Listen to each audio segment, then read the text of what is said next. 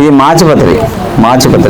మాచిపత్రితో మాతలు చేసుకోవచ్చు. మాచిపత్రి ఆకు 100 గ్రాములు, మంచి గంధం 10 గ్రాములు, మంచి గంధం పొడి 10 గ్రాములు, మాచిపత్రి 100 గ్రాములు, మంచి గంధం 10 గ్రాములు, మిరియాలు 10 గ్రాములు. ఈ మెత్తగా పచ్చాకు ఉండవు. పచ్చాకు అయితే మీకు ఎండిపోయిన పొడులు జంతన్నాయి.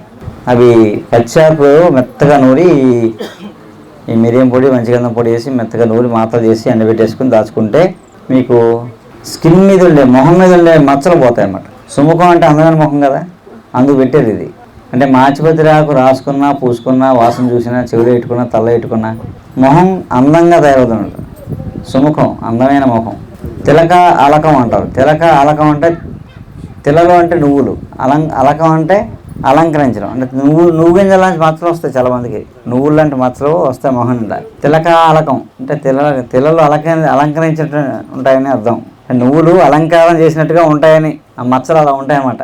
అందుకు అలాంటి మచ్చలు పోతాయన్నమాట. దీనికి పోయి మొహం సుముఖం అందమైన ముఖంలా తయారవుతుంది అన్నమాట. మాతల్లో వేసుకోవాలి, పచ్చి ఆకు రాసుకోవాలి.